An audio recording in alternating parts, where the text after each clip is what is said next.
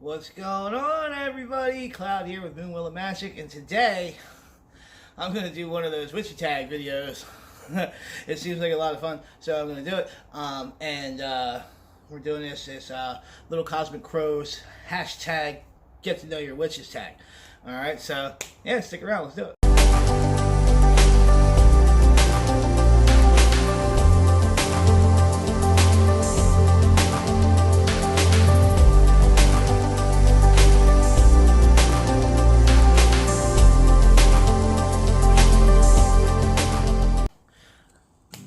Alright, so first question, does your sun sign properly portray you, if not any other planetary sign? So, yes, I'm a Libra, and I'm basically a textbook Libra. I am constantly indecisive and always trying to bring balance and peace to everything around me, and like one of my biggest pet peeves is when, people are treated unfairly. So, yeah, I'd say I'm pretty much a textbook Libra, even though I am on the cusp of a Virgo. So, I have a few Virgo tendencies popping up every now and then. For the most part, I'm a Libra to a T. Yeah. Next question. What songs or music gets your magical energies flowing? That, listen, I'm a fan of all music. I write music. I'm writing pagan music for anybody who's checked out my channel. You already know that. And music is like my lifeblood. My magical energy doesn't flow unless I have some form of song going in my head or something like that. I'd probably say my biggest influences and what really gets me going is just about anything by Rush. I'm a big Rush fan. And it really depends on the mood. Because when I'm angry, I like listening to like thrash metal and like death metal, like Slayer, Exodus, like really heavy stuff going all the way up to like, Winds of Plague, like, and I used to play in a metal band a long time ago, so, it makes sense. But it really depends on the mood. If I'm in a good mood, I usually like to listen to something jammy, but I listen to a lot of hip hop when I'm driving for some reason, so I guess I'm kind of a mixed bag in that department. Alright, next question. Which of your deities or ancestors or guides is most sarcastic with you? That's a great question, by the way. And I love it. I definitely do. If not, what tarot or oracle decks are, troll you. So, for the most part, I gotta say, when it comes to working with deity, it's more of a working relationship for me with deity, so I don't really deal with a whole lot of sarcasm. When it comes to working with deity, I tend to take that kind of serious, and I don't really play around a whole lot, but I will say, I have a Rider-Waite tarot deck that I have had for about 16 years, and to this day, it's been doing it to me for probably the last 10 years. Every time that I go to pull a single card just for myself, and I'm not reading for anybody else, it gives me a bullshit answer. and I think that's actually kind of funny. It's kind of like my decks are like, listen, why are you reading for yourself? You need to be reading for other people. So, I'm not giving you an answer. I'm going to give you the vaguest answer possible, and, it's going to be laughable of what you're actually going to get from your deck. So, yeah, great question, though. Definitely. Next question. Biggest witchy mess up, or biggest interpretation. So, yeah, I've had a few of those in my day. I've been practicing for a little over 20 years now, and I gotta say the biggest one was more a misinterpretation of myself, okay, because I practiced as a solitary for probably a solid 4 or 5 years, and then I joined the military, and then I was a solitary in the military, but I started dabbling with the Fort Hood Open Circle, and I started, meeting some folks around there. It was really when I got out of the military and back home that I had this interpretation of myself, thinking that I knew more than I actually did. and that I was, what's the word I'm looking for? I was arrogant about it too, yeah, I was kind of a dick about it.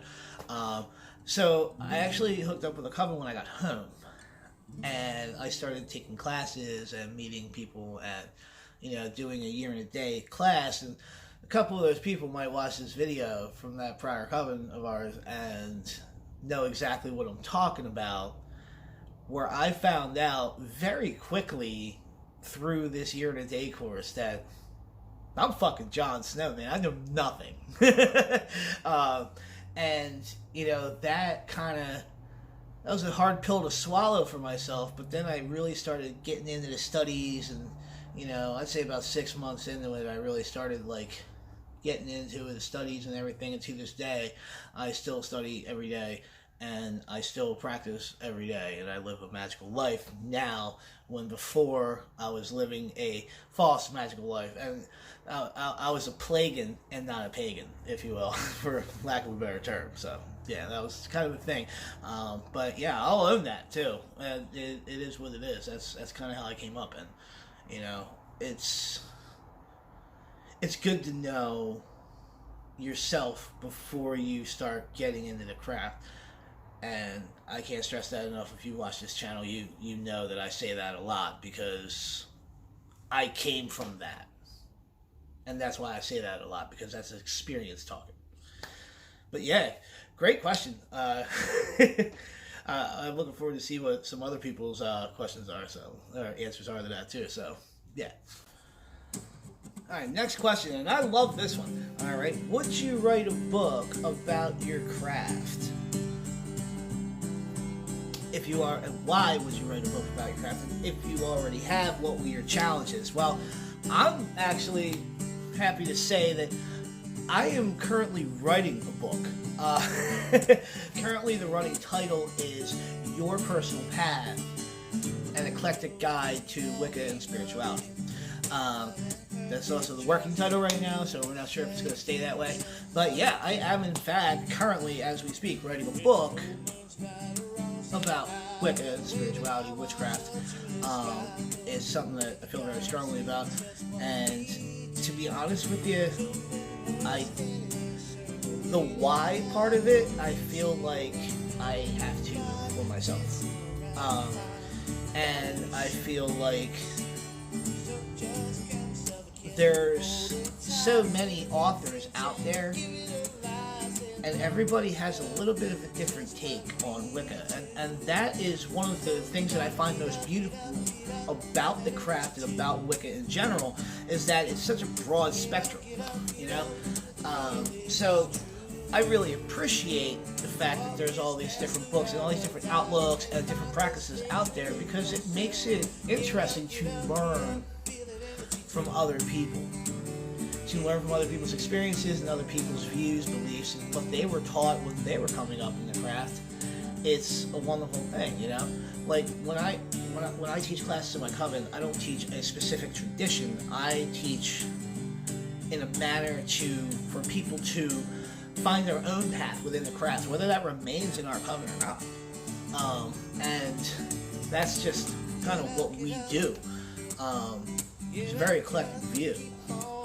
Now, the biggest challenge that I've been running into so far is, time, really. Work, your family, and all that.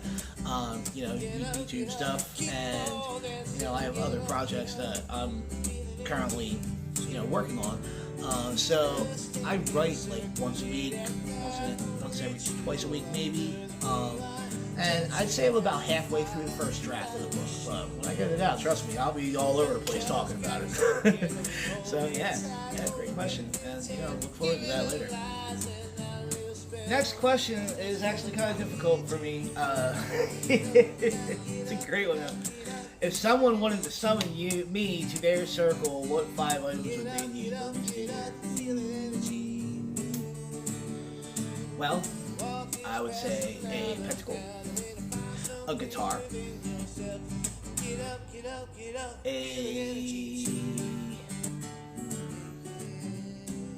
that is a hard one. A pound of bacon. No, I'm kidding. So I would say a pentacle, a guitar, PlayStation 4 controller, because I definitely play a lot of video games. A copy of Wicca, A Guide for the Solitary Practitioner from Scott Cunningham. It's one of my favorite books. And yeah, a Philadelphia Eagles hat or an Eagles jersey. Anything kind of Philadelphia Eagles memorabilia. Go Birds. So, if you were a ghost, what place would you haunt? This one's pretty easy. It's not going to take that long at all. I would haunt my house. I would haunt my family. I wouldn't exactly haunt them. I would more watch over them. I'm sure I would want to continue to be near them and, you know, to just kind of keep an eye on them because, you know, I love them. I mean, what else would I do? Plus, I would pretty much enjoy if I were to ever figure out how to, like, knock shit over and stuff. I would totally do that. Just mess with them. But, no, seriously, it's, if I were to pass on and remain on this plane, I would definitely stay near my family, stay close, and keep an eye on them. What is the funniest way someone has reacted when they found out I was a witch? Too many to tell for that one. You see, growing up, right, and to this day, a lot of my friends, I mean, we're all shitheads. And you know, when I came out as Pagan a while back to all of them, a lot of people were just like, oh, that's cool, dude. And some people just didn't understand it and just didn't talk to me about it. And a couple of people just stopped talking to me outright, which is fine. Yeah, that's what you want to do. Funniest way though had to be when I was in the military, and I had my altar set up, and I was holding a ritual in my in my barracks room, and it was a midsummer ritual that I was holding for myself in the barracks, just me and my altar that I had set up in there, and my squad leader walked in, and you know, I'm not knocking the guy for not knowing what about witchcraft or anything like that, but my man lost his mind. He walked in the door and he's like, "Hey, I need to." What is all that? What is all this? Just freaking out, right? And I like, you know, I'm over here, I'm stuffing candles out, I'm being all nonchalant about it, I'm like, whatever, dude, you know. And like, he's like, "You got knives in here?" And he's like yelling at me. And I turned to him very nicely, and I grabbed the copy of the book. And I want to say it was Buckland's Complete Book of Witchcraft. And I just handed it to him, and I said, "Listen, man, like, this is not what you think. If you want to read like the first chapter of this book, you'll understand." And he's like, "No, this is demonic nonsense. You need to go to church on Sunday, soldier." I said, "You can't make me do that, Sergeant." Just locked on with him. But from that point on, I had to check my fame, full on swords. A lot of my ritual gear, I had to actually turn it into the arms room, have it signed in, and check it out when I need it. Now, mind you, this is like 99, year 2000. So, yeah, it wasn't really fully understood back then. It's a lot different nowadays, about 20 years later. But, yeah, that had to have been one of the craziest reactions that I've ever had from somebody. And it sucked because, you know, this was my squad leader. This was the guy who was in charge of me, essentially, like my immediate supervisor. And I'm just like, first off, why you just barged it into my barracks room? Second off, come on, man. Like, I'm just practicing my religion here. It was shortly after that I found the 400 open circle and started, you know, attending rituals with them to kind of not have to deal with that ever again. So, yeah. Alright, next question. Do I have any superstitions? The answer is no, not really. I really don't. I know that I'm not in control of everything that happens to me, But I also know that a lot of the things that do happen to me are a direct reflection of decisions that I've made. So, I'm not really all that superstitious when it comes to stuff like that. The next question, if you could have any fantasy magic power, what would it be? I have to go with, like, telekinesis. And I'm not just talking, like, just moving things with my mind. Like, I want, like, the whole Prue Halliwell package, all right? I want the astral projection. I want this. I want to be able to, move somebody with my mind after punching them. Because if I had telekinesis, I would definitely be out there fighting crime. Because I have a little bit of a hero complex. So, it is what it is, right? We all got our shit. No, seriously though. Yeah, I would definitely go with telekinesis because I also have a tendency to be really lazy and not want to get up and grab the remote or change the channel or something. I'll just be like, click, and we're good to go. And, it's convenient. I don't have to be fast. I could just be practical. Something random on my altar.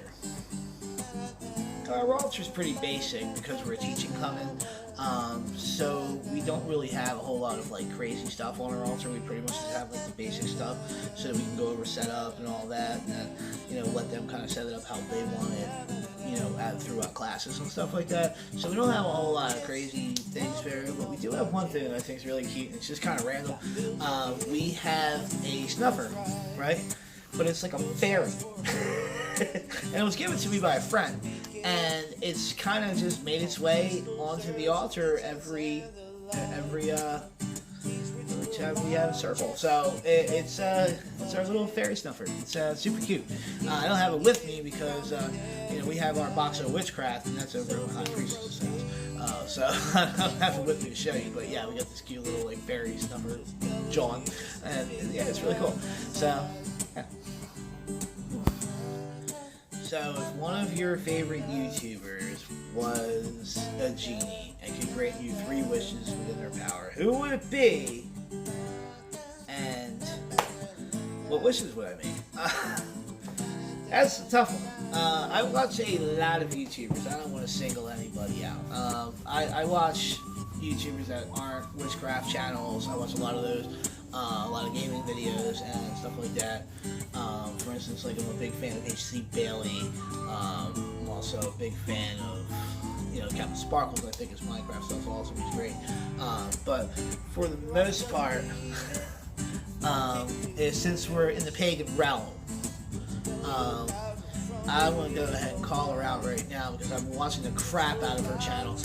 So I would probably ask the Green Witch. And because her channel is great, it really is. Go check her out if you haven't yet, because it's really, really well done videos, and she makes really good points, and she's very personable. So definitely check that out.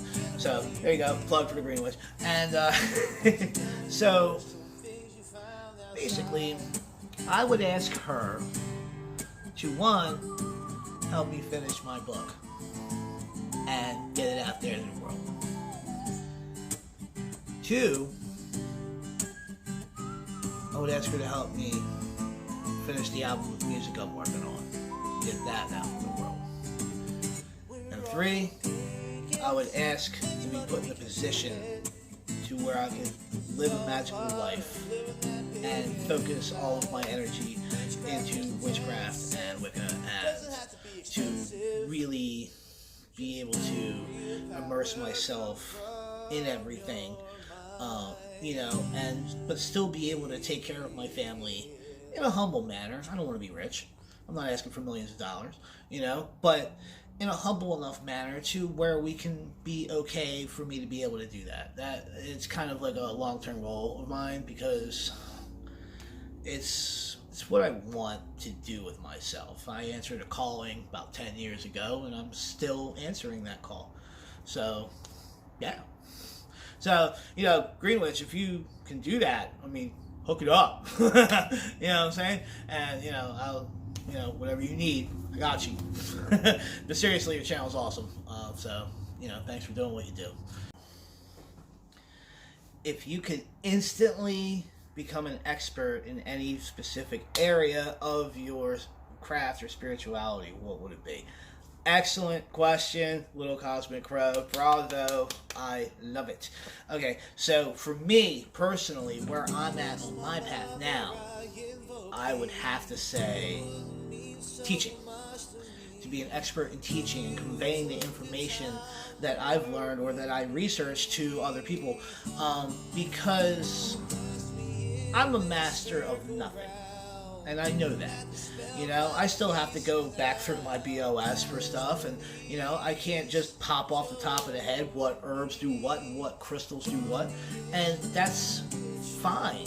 I don't have to be like that, you know, but I've been teaching witchcraft for about 10 years. I always research my classes before I teach them and brush up on things before I teach them just to keep myself, this is a challenge for myself, and, you know, it's also what is right if you're going to teach. You know, I really just can't stress that enough. I mean, to any of you out there that teach as well, I'm sure you do the same thing. So, you know, that's probably where I'd go with that. All right, so this question we're gonna take a little more on the serious side. So, when I die, what do I think is going to happen to my soul? Well, I honestly think that I am going to go to the Summerland and wait my turn to take another crack at life through reincarnation. And the reason why is because, I mean, let's face it, I was a complete knucklehead for a good portion of my life. I'm not gonna, you know, sugarcoat that. I really was. I've done some things. We can talk about that later over a beer or a cup of coffee or something. But yeah, for the most part, I you know, I didn't really get my head on my shoulders until I was like 25, 26 years old, maybe even 27. And you know, being 38 now, it's looking back. It's kind of like one of those things. Like, yeah, when I die, I'm gonna have to come back because there's still so much for me to learn and so much for me to experience. So, yeah, that's where I'm at with that. I'm pretty sure I'm coming back. But yeah, I mean, so there it is. Last question for this tag. All right, this was an awesome tag. It really was. Shout out to Little Cosmic Crow for coming up with these questions. It's phenomenal. I love it. So the last question is, where do I see myself spiritually in 5 years from now? And to be completely honest with you, I don't see myself much farther off from where I'm at now. I like my path. I like who I am. I like the path that I'm going on. The only thing I can see is maybe having a deeper connection with the craft, be a little bit further in my studies when it comes, especially when it comes to all the research and fact-checking that's going into writing the book. So I'm sure I'd be more knowledgeable in the craft, and I'm sure that my teaching would evolve from there as well, because I would have 5 more years under my belt of teaching. And yeah, I think I would just be a better version of myself from where I'm at now. Which is where we all want to be. We all want to be better versions of ourselves. So hopefully within the next 5 years, you know, I can achieve that goal by, you know, working on that. Like I said, like this YouTube channel, I enjoy doing videos. I enjoy talking to you guys about witchcraft, and I enjoy writing the music and playing the music for you all and all that. But if I don't get 1,000 subscribers and all that other stuff, whatever, I'm good with it. You know, it'd be awesome if it did happen, but you know, I'm humble about this. I'm doing this because I like doing it, and because I want to give back to the pagan community as much as I can. So 5 years from now, hopefully my book is finished. It most likely will be. Maybe it'll even be published. Who knows? I don't know. My album will definitely be done by that, because I'm almost finished that. And hopefully that will be out too. Who knows? We just gotta see, you know, what's in the cards and how everything's going to fall into place. So yeah, 5 years from now, I see myself being a better version of myself. Definitely. And I'm looking forward to that. So if you guys hung out with me for the last 25 minutes or so, thank you so much for doing so. And I hope you guys learned a little about me. And I look forward to learning about you. So comment below, what you guys thought of some of my answers, and kind of we could have a discussion about it. All right? I don't bite hard, I'm a nice guy. Come say what's up. And also, coming up on Moonwall of Magic, we do have another Wicca 101 video coming up, the video on visualization. That will be up probably next week. And yeah, we're going to keep moving on. Okay? Now, all of the music that you heard in this video throughout the thing is all me. It's all me playing guitar and singing. Okay? And the reason why I did all that is to further have you guys get to know me and what I'm doing. So, I hope you enjoyed that. Let me know what you thought of the music down in the comments below as well. All right? And until next time, guys, bright blessings and blessed be.